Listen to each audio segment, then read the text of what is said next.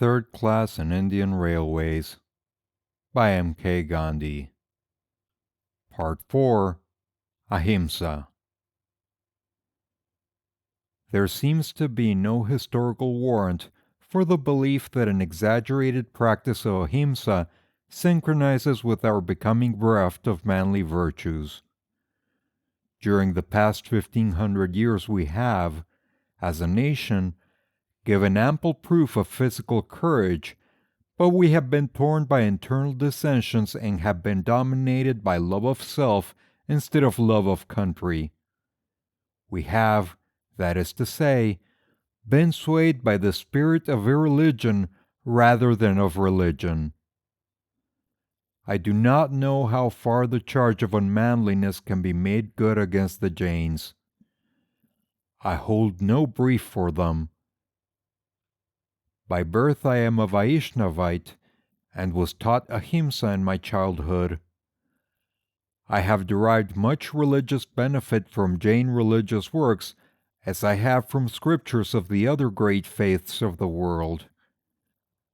I owe much to the living company of the deceased philosopher Rajachand Kavi, who was a Jain by birth. Thus, though my views on Ahimsa are a result of my study of most of the faiths of the world, they are now no longer dependent upon the authority of these works.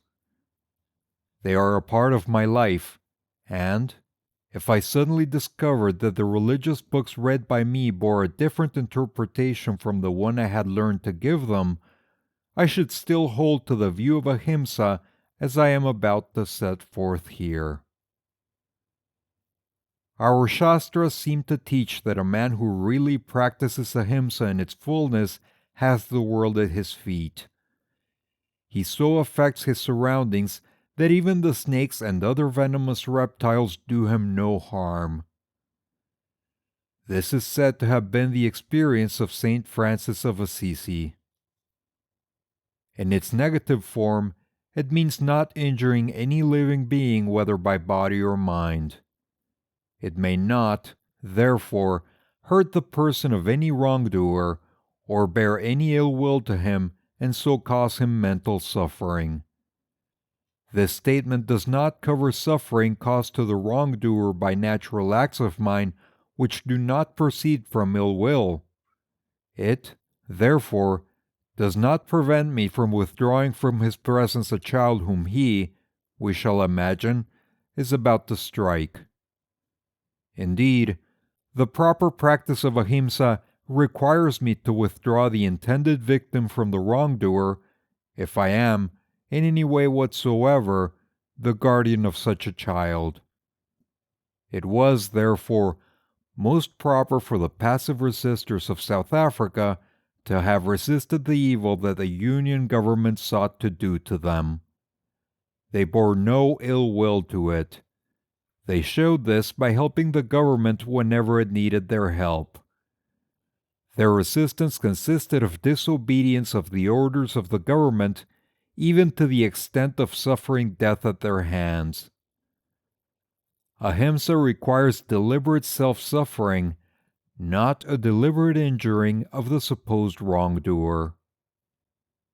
In its positive form, Ahimsa means the largest love, the greatest charity. If I am a follower of Ahimsa, I must love my enemy. I must apply the same rules to the wrongdoer who is my enemy or a stranger to me as I would to my wrongdoing father or son. This active Ahimsa necessarily includes truth and fearlessness. As man cannot deceive the loved one, he does not fear or frighten him or her. Gift of love is the greatest of all gifts. A man who gives it in reality disarms all hostility. He has paved the way for an honorable understanding, and none who is himself subject to fear can bestow that gift. He must, therefore, be himself fearless. A man cannot then practice Ahimsa and be a coward at the same time. The practice of Ahimsa calls forth the greatest courage. It is the most soldierly of a soldier's virtues. General Gordon has been represented in a famous statue as bearing only a stick. This takes us far on the road to Ahimsa. But a soldier who needs the protection of even a stick is to that extent so much the less a soldier. He is the true soldier who knows how to die and stand his ground in the midst of a hail of bullets. Such a one was Ambarisha, who stood his ground without lifting a finger, though Duryasa did his worst. The Moors who were being pounded by the French gunners, and who rushed to the guns' mouths with Allah on their lips, showed much the same type of courage. Only theirs was the courage of desperation. Ambarisha's was due to love. Yet the Moorish valor, readiness to die, conquered the gunners. They frantically waved their hats, ceased firing, and greeted their erstwhile enemies as comrades. And so the South African passive resistors in their thousands were ready to die rather than sell their honor for a little personal ease.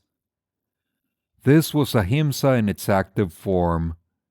It never barters away honor.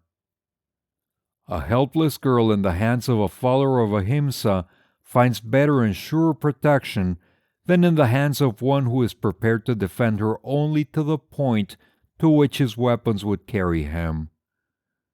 The tyrant, in the first instance, will have to walk to his victim over the dead body of her defender. In the second, he has but to overpower the defender, for it is assumed that the canon of property in the second instance will be satisfied when the defender has fought to the extent of his physical valor.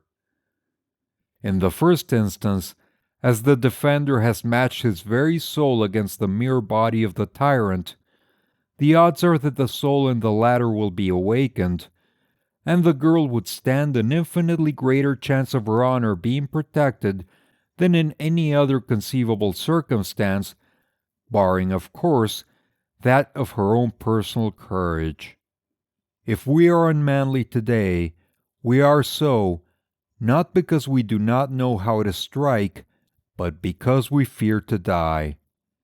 He is no follower of Mahavira, the apostle of Jainism, or of Buddha or of the Vedas, who, being afraid to die, takes flight before any danger, real or imaginary, all the while wishing that somebody else would remove the danger by destroying the person causing it.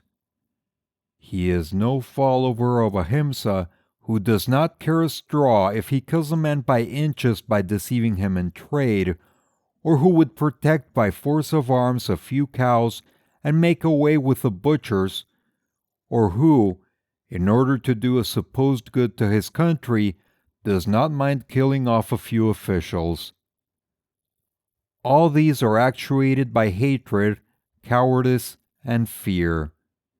Here the love of the cow or the country is a vague thing intended to satisfy one's vanity or to soothe a stinging conscience. Ahimsa, truly understood, is in my humble opinion a panacea for all evils mundane and extra-mundane. We can never overdo it. Just at present we are not doing it at all. Ahimsa does not displace the practice of other virtues, but renders their practice imperatively necessary before it can be practiced even in its rudiments.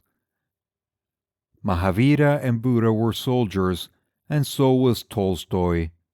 Only they saw deeper and truer into their profession, and found the secret of a true, happy, honorable, and godly life. Let us be joint sharers with these teachers, and this land of ours will once more be the abode of gods. You have reached the end of Third Class in Indian Railways, Part 4, Ahimsa, by M.K. Gandhi.